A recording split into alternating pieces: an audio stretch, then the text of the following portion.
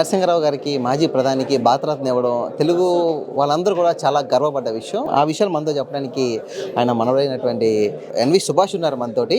Sir, ఎలా చూస్తారు మీ తాతయ్య గారికి ఈరోజు భారత అత్యున్నత పురస్కారం భారతరత్న ఇవ్వడం అనేది ఎలా చూస్తారు సార్? ఒక మనవడుగా మీ ఆనందాన్ని చెప్పండి. చాలా సంతోషం, ఎందుకంటే వారికి భారతరత్న రావాల్సిన పరిస్థితి ఈరోజు దేశం గర్వించేదగ్గ ఆర్థిక సంస్కరణలు తీసుకొచ్చినందుకు ముఖ్యంగా అన్ని ప్రభుత్వాలు వారి వారి స్థాయిలో ప్రయత్నించినా కూడా నరేంద్ర మోదీ గారి ప్రభుత్వం కేవలం ఒక భారతీయ జనతా పార్టీ వ్యక్తినే కాక ఎవరైతే సమాజంలో ఒక ప్రభావం చూపెట్టినారో ఆ ప్రభావాన్ని దేశానికి సమాజానికి ఒక మంచి తోడ్పాటుగా ఒక స్ఫూర్తిని నింపే దిశగా ఉన్నందుకు మరి పివి నరసింహారావు గారికి ఇవాళ ప్రధానమంత్రి మోదీ గారు కాంగ్రెస్ పార్టీ చెందిన వ్యక్తి అయినా కూడా వారికి సన్మానించి గౌరవించి ఆదరించినందుకు ధన్యవాదాలు చెప్తున్నాం.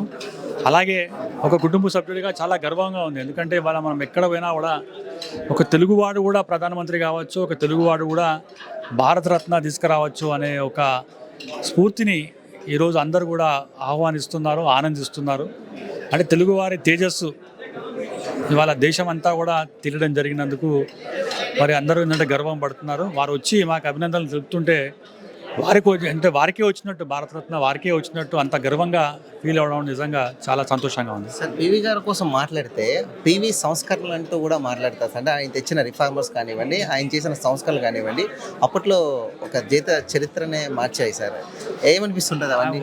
వారికి ఎప్పుడు కూడా దేశం కోసం అనేకమైన సంస్కరణలు తీసుకురావాలని, ఎందుకంటే దేశం బాగుంటేనే మనందరం కూడా బాగుంటామని చెప్పి పదే పదే ఆలోచించే వ్యక్తి. మన ఏంటంటే పర్ఫామ్, ట్రాన్స్ఫార్మ్ అండ్ ఇది అంటే మనం ఒక పర్ఫార్మెన్స్ తీసుకుంటే ట్రాన్స్ఫర్మేషన్ అవుతుంది. ఒక ఏంటంటే పర్ఫార్మెన్స్ తీసుకురావాలంటే మనకు ధైర్యం ఉండాలి, నేషన్ ఫస్ట్ అనే ఆలోచన ఉండాలి అన్నట్టు. అంటే ఎప్పుడు కూడా రాజకీయ నాయకుడు ఎప్పుడు కూడా తన స్వార్థం కోసం కాకుండా, తన పార్టీ కోసం కాకుండా, తన కుటుంబం కోసం కాకుండా దేశానికి ఏం చేయాలి అనే చెప్పి ఒక తపన ఉండే వ్యక్తుల్లో చాలా తక్కువ మంది ఉంటారు.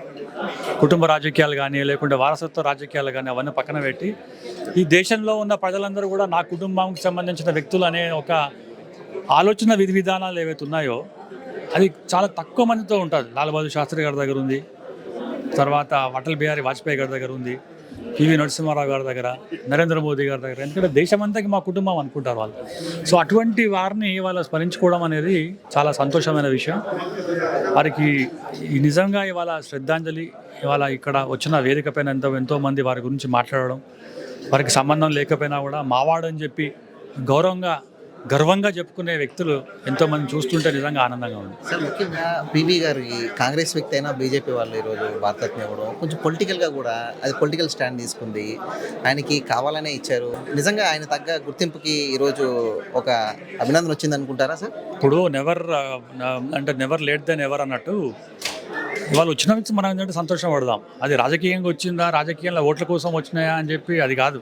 స్పిరిట్ ఏమంటే మన దేశంలో ఇవాళ సమాజం కోసం, సమాజ శ్రేయస్సు కోసం, సమాజం బాగుపడాలని చెప్పి రాబోయే తరాలకు ఒక మంచి భవిష్యత్తుని ఇవ్వాలని చెప్పి 2047లో మనం 100 సంవత్సరాల స్వాతంత్రం దినోత్సవం జరుపుకునే సందర్భంలో మన దేశం ప్రపంచ స్థాయిలో ఎదగాలని చెప్పి ఎవరైతే ప్రభావం చూపినారో వారికి భారతరత్న ఇచ్చినారు.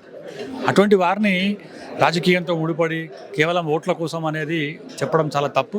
నిజంగానే ఓట్ల కోసం అనుకుంటే రాజకీయం మాట్లాడాలంటే 2004లో ఇవ్వచ్చు, 2009లో కాంగ్రెస్ పార్టీ ఇవ్వచ్చు, 2014లో కాంగ్రెస్ పార్టీ అధికారంలో ఉంది, అప్పుడు కూడా ఇవ్వచ్చు. అప్పుడు కూడా పార్లమెంట్ ఎన్నికలు ఉన్నాయి, అసెంబ్లీ ఎన్నికలు ఉన్నాయి, అప్పుడు కూడా రాజకీయం చేయొచ్చు. మరి ఎందుకు చేయలేదు? అప్పుడు ఇవ్వాలనే ఒక ఆలోచన రావాలి, ఇవ్వాలని ఒక తపన ఉండాలి, మరి గుర్తించే ఒక ఏంటంటే మనస్తత్వం ఉండాలి, ఒక పెద్ద మనసు ఉండాలి. గత ప్రభుత్వాలు ఇవ్వలేదు రాజకీయాలు. అప్పుడు కూడా మాట్లాడవచ్చు, అప్పుడు కూడా ఎన్నికలు ఉన్నాయి, ఇవాళ ఎన్నికలు కూడా ఉన్నాయి, అప్పుడు కూడా ఎన్నికలు ఉన్నాయి. అప్పుడే ఇవ్వచ్చు కదా, అప్పుడు ఇస్తే ఏంటంటే ఇప్పుడు అసలు ఇచ్చే మాటలు లేకుండే కదా, మరి ఎందుకు ఇవ్వలేదు? మరి ప్రధానమంత్రి మనోడయ్యుండి కూడా ఇంత సింపుల్గా ఉన్నారంటే ఏం నేర్పించారు సార్? నేర్పించారు మీ తాతయ్య గారు? మాకు సంస్కారం నేర్పించినాడు, విద్య నేర్పించినాడు. అధికారం ఉన్నా లేకున్నా కూడా మనం ఇలాగనే ఉండాలని చెప్పి. అధికారం వచ్చినప్పుడు విర్రవీగొద్దు, అధికారం పోయినప్పుడు బాధపడొద్దు అని చెప్పి. అధికారం అనేది శాశ్వతం కాదు, అది అశాశ్వతం. మనకు ఏంటంటే కుర్చీ కోసం వస్తారు, మీ కాళ్ళ మీద మీరు నిలబడండి, తర్వాత మీరు రాజకీయాలకు రాండి, వ్యాపారాలకు రావండి, మీ ప్రొఫెషన్ నమ్ముకోండి, మీరు చదువునంటే నమ్ముకోండి అనేది చెప్పిన వ్యక్తి చాలా అరుదైన వ్యక్తి. ఇవాళ నిజంగా ఏంటంటే గౌరవపడుతున్నాం, ఎందుకంటే మా కుటుంబ సభ్యులందరూ వాళ్ళ స్వశక్తులతో ఇవాళ కొంతమంది రాజకీయాలకు వచ్చినారు, కొంతమంది వ్యాపారంలో వచ్చినారు. కానీ ఈ కుర్చీ కోసం కానివ్వండి, లేకుంటే రాజకీయాన్ని వాడుకోవడానికి కూడా ఎవరు రాలేరు. చాలా గర్వంగా ఉంది. మరి వారు ఎప్పుడు చేసినా వాళ్ళకి ఎంతమందికి వాళ్ళ ఏంటంటే రాజకీయాల్లో తీసుకొచ్చినా కూడా వారి ఒక తపన చూసి, వారు ఏంటంటే వారికి చేస్తున్న కార్యక్రమాలను చూసి, వారి సమాజానికి ఏం చేస్తున్నారో అని చూసి వాళ్ళని ఎంకరేజ్ చేస్తున్నాడు. అంతేగాని నా కొడుకు, నా కూతురు, నా పిల్ల, నా మనవడు అని చెప్పి ఎప్పుడు చేయలేదు. పిల్లలతో ఎలా ఉండేవారు సార్? పిల్లలతో మన వాళ్ళతో ఎలా ఉండేవారు ఆయన? చాలా బ్రహ్మాండంగా ఉంటాయి. మాతోటి ఆడుకుంటుండే, క్యారమ్ బోర్డ్ ఆడుతుండే, షటిల్ ఆడుతుండే, బయటికి తీసుకెళ్తే, షాపింగ్ తీసుకెళ్తుండే, మాతోటి భోజనం చేస్తుండే, అన్నీ మాట్లాడుతుండే. ఒక తాతగా, ఒక ఏంటంటే కుటుంబ సభ్యుడిగా ఏదైతే ఉండాలనో అట్లా ఉంటుండే. ఈ జనరేషన్కి పీవీ గారికి ఏది ఇష్టమో మాకు పెద్దగా తెలియదు సార్. మీరు చెప్పండి, పీవీ గారు ఏది ఎక్కువ ఇష్టపడేవారు? ఎలాంటి బట్టలు కొట్టడానికి ఎక్కువ ఇష్టపడేవారు? ఎవరైతే అంటే కాళ్ళ మీద నిలబెడతారో, ఎవరైతే ఒక కొత్త ఆలోచన విధి విధాలను తీసుకొస్తారో వారంటే మహా ఇష్టం. కంప్యూటర్ గురించి మాట్లాడితే 4 గంటలు మాట్లాడతారు.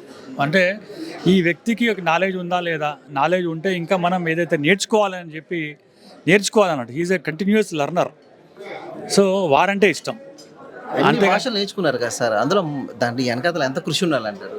ఆయన ఏంటంటే ఏకసంతాగ్రహి. అంటే ఆయనకు నేర్చుకోవాలని చెప్పి ఒక ఆలోచన ఉండే, నేర్చుకోవాలని చెప్పి ఒక ఏంటంటే తపన ఉండే, నేర్చుకోవాలని చెప్పి ఒక పట్టుదల ఉండే. చాలా నేర్చుకున్నాడు. అది మనం ఎట్లా నేర్చుకున్నాడో, ఎందుకు నేర్చుకున్నాడో కానీ అదొక హాబీ అన్నట్టు. ఆ హాబీ అడ్వాంటేజ్ అయిపోయింది అందరికి.